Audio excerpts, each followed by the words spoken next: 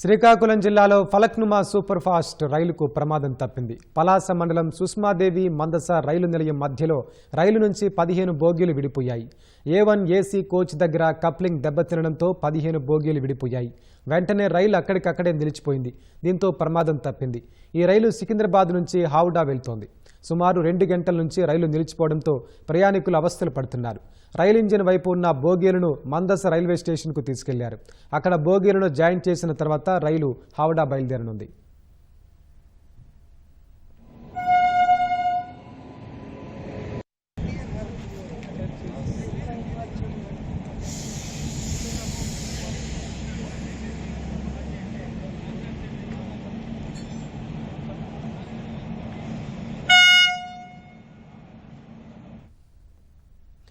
Falaknuma express బోగీలు విడిపోయిన ఘటనకు సంబంధించి మరింత సమాచారం మా ప్రతినిధి ఈశ్వర్ అడిగి తెలుసుకుందాం.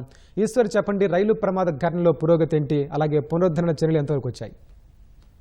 శ్రీకాకుళం జిల్లాలో ఫలక్నుమా ఎక్స్ప్రెస్ కు పెను ప్రమాదం తప్పిందని చెప్పొచ్చు. ఎందుకంటే నిర్ణీత సమయానికి సికింద్రాబాద్ నుంచి హౌదరా వెళ్తున్న ఈ రైలు నిర్ణీత సమయానికి పలాస చేరుకుంది.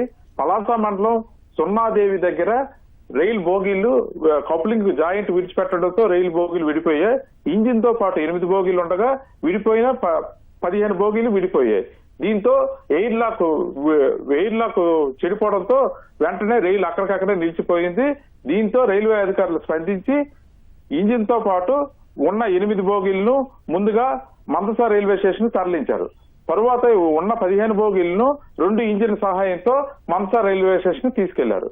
అయితే ప్రస్తుతం ఇక్కడ రైల్వే స్టేషన్ దగ్గర A1 కోచ్ దగ్గర కప్లింగ్ చెడిపోవడంతో A1 కోచ్ ను సైడ్ చేసి మొత్తం ఈ 14 బోగీలను 8 బోగీలతో జాయింట్ చేశారు.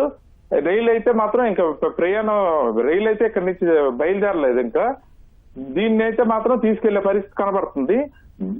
భువనేశ్వర్ వెళ్ళినంత వరకు A1 కోచీలో ఉన్న వాళ్ళని వేరే కంపార్ట్మెంట్ లో చేర్చారు వాళ్ళని. ధన్యవాదాలు ఈశ్వర్.